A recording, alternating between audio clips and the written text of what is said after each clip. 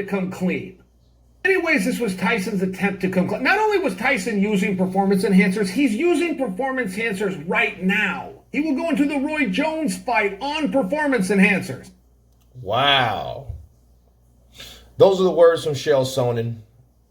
And this is sparked, and I needed to cover this. I've been trying to get to this a long time. Here we are.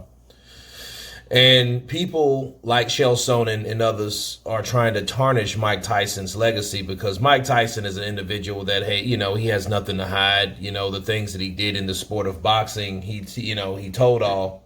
It's never been an issue of performance enhancing drugs. A lot of people thought that he was getting by because he was taking performance enhancing drugs.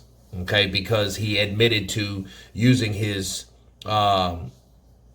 wife's urine for a drug test. He used to have like basically a fake device that he used to use to take drug tests. And from that, he started using his daughter's urine because he didn't want his wife's urine to come back positive for pregnancy.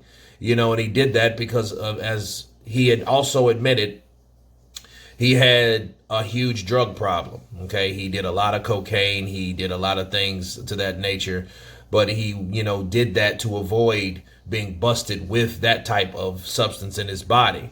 But what other people are trying to reach for is to say that, hey, if he was taking cocaine, he was also taking performance enhancing drugs. I think it wasn't performance enhancing drugs. I think it was just the things that he was taking illegal, like marijuana, cocaine, those things that he was taking, alcohol in excess, because Mike Tyson was a guy, and he's definitely a testimony that he wonders sometimes why he's still here, because he did it all basically, with people that are not around anymore. But he's still standing. But what people are trying to do, they're hating on Mike Tyson because they're trying to say, well, hey, if he was able to do that, he was able to do this. They're doing the same thing to Mike Tyson that they're doing to Tyson Fury right now, ironically. And what it is the fact that you can't admit to a certain thing and be a real honest without someone else trying to pry or give you other things or give you other charges that you didn't even do. It's like Cheal Sonnen, the Counterpunch Cheal Sonnen. Cheal Sonnen should be the one to talk. He's supposed to be the bright-eyed, bushy-tailed, all-American guy, American gangster or whatever, when he gets busted doing the same thing. When he got stopped and choked, when he tapped out against the second fight of Anderson Silva, they busted him for performance-enhancing drugs.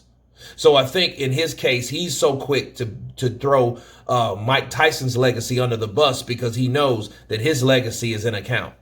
The only thing he was really good at was running his mouth, like he's still good at to this day. And you don't need performance-enhancing drugs to do that. You know what I mean?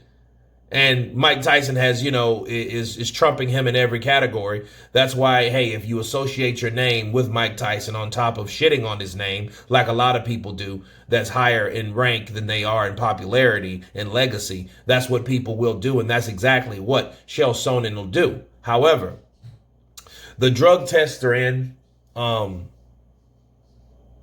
And shout out to Showbiz the Adult for putting this clip on one of his videos. And this is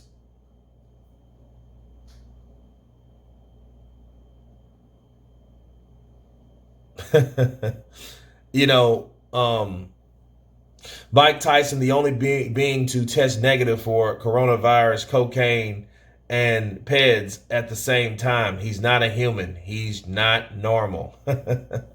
So the results came back negative, where all the trash talk from Cheal Sonnen was trying to blast and to scrutinize Mike Tyson, okay? And then he went back and tried to backdate all the things that he did as a champion, which Cheal Sonnen was not. He was just a shit-talking person. So in theory, Cheal Sonnen was trying to tarnish someone else's legacy because his legacy never really reached the full potential besides his mouth. But anyway, you guys tell me what you think of Mike Tyson and Cheal Sonnen's accusations. Of course, please subscribe. And you guys been Counterpunch. Peace.